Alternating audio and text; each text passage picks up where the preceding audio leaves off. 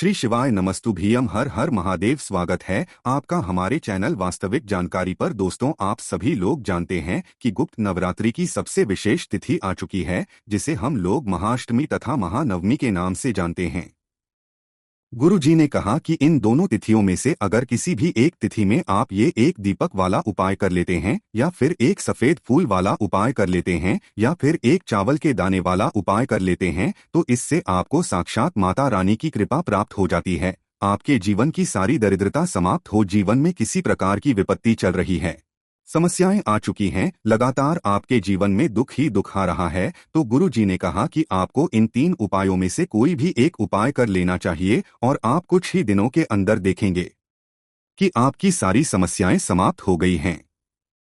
तो चलिए जानते हैं इस विशेष उपाय के बारे में, लेकिन उससे पहले एक प्रार्थना। अगर आप चैनल पर नए हैं तो कृपया हमारे चैनल वास्तविक जानकारी को सब्सक्राइब अवश्य कर लें। आज का ये वीडियो हम सभी के लिए बहुत ही खास होने वाला है, क्योंकि इस वीडियो में हम लोग गुरुजी द्वारा बताए गए कुछ बहुत ही खास उपायों के बारे में जानेंगे, जो आपको सिर्फ और सिर्फ महाअष्टमी तथा महानवमी की तिथि में करना है।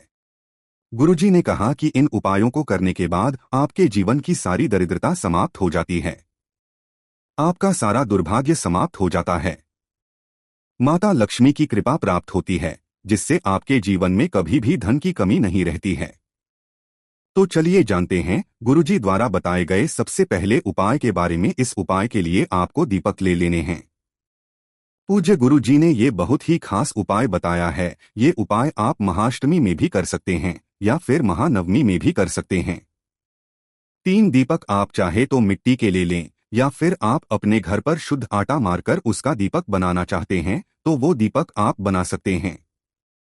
इन तीनों दीपक में आप चाहें तो घी का इस्तेमाल कर लें। शुद्ध देसी घी का इस्तेमाल करना चाहते हैं तो वो इस्तेमाल कर लें, या फिर तेल का इस्तेमाल करना चाहते हैं तो तेल का भी इस्तेमाल आप कर सकते हैं।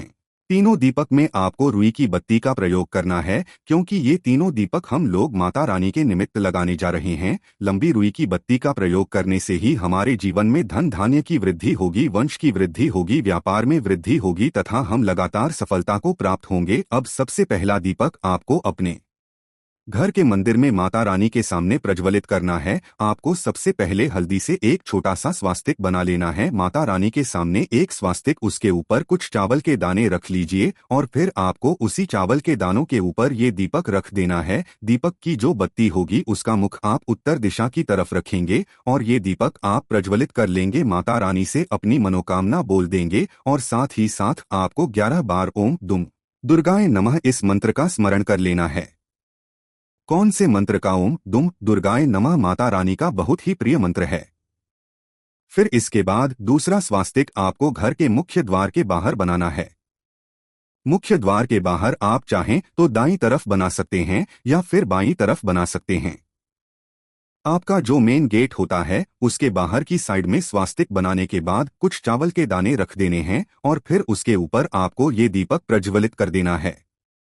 ध्यान रखिएगा, यहाँ पर भी आप दीपक की बत्ती का मुख उत्तर दिशा की तरफ ही रखेंगे और इस दीपक को प्रज्वलित कर देंगे। अपनी मनोकामना बोल देंगे, वही मनोकामना जो अभी आपने पहले दीपक प्रज्वलित करते समय बोली थी, वही मनोकामना आपको बोल देनी है और फिर आपको 11 बार ओम दुम दुर्गाए नमः इस मंत्र का स्मरण कर लेना है। अगर आप अपने घर के दाहिनी साइड यानी राइट हैंड की तरफ दीपक प्रज्वलित कर रहे हैं तो आप घी का दीपक ही लगाइएगा, और अगर आप अपने घर के बाईं साइड यानी लेफ्ट हैंड साइड में दीपक प्रज्वलित कर रहे हैं तो आपको तेल का दीपक प्रज्वलित करना है। इस बात का आप विशेष ध्यान रखिएगा। फिर इसके बाद तीसरा दीपक आपको प्रज्वलित करना है अपने घर के जो में आप मटका रखे रहते हैं, या फिर जो आप बाल्टी रखे रहते हैं, या फिर आपका अगर लगा हुआ है तो वहां पर आपको तीसरा दीपक प्रज्वलित करना है। यहाँ पर भी आपको सबसे पहले हल्दी से स्वास्तिक बनाना है, उसके ऊपर चावल के कुछ दाने डालने हैं, फिर उसके ऊपर आपको ये दीपक रखना है। दीपक की भक्ति का मुख उत्तर दिशा की तरफ रखना है। फिर इस दीपक को प्रज्वलित करना है। 11 बार ओम धूम दुर्गाए नमः मंत्र का स्मरण करना है और ये दीपक आपको प्रज्वलित कर देना है। मनोकामना भी आपको अपनी बोल देनी है। आपको एक ही मनोकामना बोलनी है। आपको मनोकामनाएं बदलनी नहीं है, सिर्फ एक मनोकामना के लिए ही आपको ये उपाय करना है। एक विशेष बात का आप लोग ध्यान रखिएगा कि जब भी आप ये विशेष उपाय करेंगे तो आपके घर का जो मुख्य द्वार होगा उसको आप खोल कर रखेंगे। आप अपने घर का मुख्य द्वार खोल कर रखिएगा और आपका जो मंदिर है उसके भी द्वार आप खोल कर रखिएगा। पूज्य गुरु जी कहते हैं कि जो भी व्यक्ति महाअष्टमी तथा महानवमी की तिथि में इन 3 स्थानों पर दीपक कर देता है और साथ ही साथ अपनी मनोकामना माता रानी से बोल देता है तो माता रानी उसकी मनोकामना को कुछ ही दिनों के अंदर परिपूर्ण कर देती है। अगर आप अपने जीवन में धन को लेकर बहुत ज्यादा परेशान हैं या फिर आपका व्यापार नहीं चल रहा है, नौकरी में आए दिन कोई ना कोई समस्या बनी रहती है या फिर आपको नौकरी प्राप्त हो ही नहीं पा रही है, आपके विवाह में किसी प्रकार का विलंब हो रहा है, तो पूज्य गुरु जी कहते हैं किसी भी प्रकार की आपकी मनोकामना हो तो वो मनोकामना माता रानी की कृपा से कुछ ही अंतर्गत परिपूर्ण हो जाती है। तो दोस्तों इस विशेष उपाय को आप जरूर करिएगा। अब जानते हैं गुरु जी द्वारा बताए गए दूसरे खास उपाय के बारे में। इस उपाय के लिए आपको एक लोटा जल ले लेना है। लोटा आप तांबे का ले लीजिएगा और जल आपको अपने किचन से ही लेना है। साथ ही साथ इस जल में आपको कुछ सामग्री डालनी है। अगर आपके पास एक सफेद फूल है तो आप इसमें सफेद फूल भी डाल सकते हैं। अगर आपके पास सफेद रंग का चंदन है तो आप सफेद रंग के चंदन को भी डाल सकते हैं। अगर आपके पास चावल के दाने हैं तो चावल के दाने भी आप डाल सकते हैं। 11 चावल के दाने डाल लें या 21 चावल के दाने डाल लें। जितने भी चावल के दाने आपको मिल सकते हैं उतने आप डाल लें, लेकिन चावल के दाने डालते समय आप ध्यान रखिएगा कि ये कहीं से भी खंडित नहीं होने चाहिए, टूटे हुए नहीं होने चाहिए। अगर आपको सफेद रंग का फूल नहीं मिल पाता है या फिर सफेद रंग का चंदन नहीं मिल पाता है तो आप कम से कम 11 चावल के दाने इस एक लोटे जल में जरूर डाल लीजिएगा। अब ये एक लोटा जल आपको पहुंच जाना है शिवालय। इस उपाय को आप सुबह करना चाहें तो सुबह कर लें और शाम को करना चाहें तो शाम को कर लें। पूरे दिन में किसी भी समय आप इस उपाय को कर सकते हैं। शिवालय पहुंचने के बाद सबसे पहले आप दक्षिण दिशा में बैठ जाइए और उत्तर दिशा की तरफ अपना फेस कर लीजिए। लेकिन अगर शिवालय में भीड़ है तो ऐसी स्थिति में आप किसी भी दिशा में बैठकर शिवलिंग की पूजा प्रार्थना कर सकते हैं। अब शिवलिंग के सामने बैठकर आपको ये जल शिवलिंग के ऊपर धीरे धीरे समर्पित करते जाना है तथा लगातार मंत्र का स्मरण करते जाना है। पूज्य गुरुजी कहते हैं कि जल आपको इतने धीरे समर्पित करना है कि जल समर्पित करते करते आप कम से कम 11 बार श्री मंत्र का स्मरण जरूर कर लिया करें। इसी के साथ अगर आप शाम के समय में एक कार्य और कर सकते हैं तो जरूर करिएगा। शाम के समय शिवालय आप जाकर एक दीपक प्रज्वलित कर दीजिएगा। दीपक आप चाहें तो मिट्टी का ले लें या फिर अपने घर पर शुद्ध आटा मारकर उसका भी दीपक तैयार कर सकते हैं। इस दीपक में आपको घी का प्रयोग और साथ ही साथ गोल रुई की बत्ती का प्रयोग करना है। ये दीपक आपको शिवलिंग के आसपास कहीं पर भी प्रज्वलित कर देना है।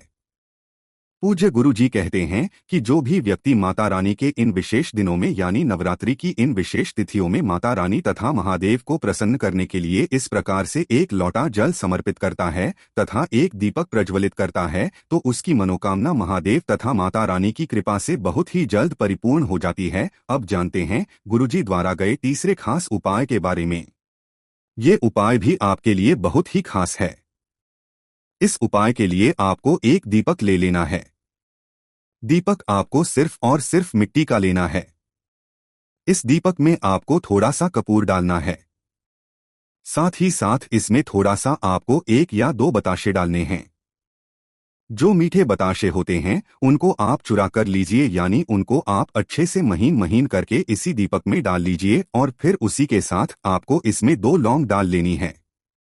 लौंग फूल वाली होनी पूर्ण होनी चाहिए। इस दीपक को आप अपने घर पर माता रानी के सम्मुख लगाएंगे। अगर आपकी कुलदेवी है तो कुलदेवी के सामने ही आप इस दीपक को लगाइएगा। ये उपाय आप शाम के समय में करिएगा। सूर्यास्त के बाद आप इस उपाय को किसी भी समय कर सकते हैं। पूज्य गुरु जी कहते हैं कि नवरात्रि के इन विशेष दिनों में हमें एक दिन अपनी कुलदेवी के लिए ये दीपक जरूर प्रज्वलित करना चाहिए। कुलदेवी की अगर फोटो है तो उनके सामने आप ये दीपक प्रज्वलित कर सकते हैं। अगर नहीं है तो आप माता रानी की किसी भी फोटो के सामने, किसी भी प्रतिमा के सामने इस दीपक को प्रज्वलित कर सकते हैं। अपनी माता रानी को ही आप कुलदेवी स्वरूप मान सकते हैं। उनके सामने इस दीपक को रखिए। इस दीपक को प्रज्वलित कर दीजिए और माता रानी से अपने जीवन में चल रहे भय को समाप्त करने के लिए, अपने जीवन में चल रहे संकटों को समाप्त करने के लिए, समस्याओं को दूर करने के लिए आपको प्रार्थना कर लेनी है। आपको अपनी कुल देवी से ही प्रार्थना करनी है। गुरुजी ने कहा कि ये उपाय भय को समाप्त करने के लिए है, संकटों को समाप्त करने के लिए है। गुप्त नवरात्रि हो या नवरात्रि हो, आप हमेशा ध्यान रखिएगा कि जो कन्याएं होती हैं, यानी जो कन्याएं 2 वर्ष से लेकर 9 या 10 वर्ष की उम्र के बीच की जो कन्याएं होती हैं, वो साक्षात माता रानी का ही स्वरूप होती हैं।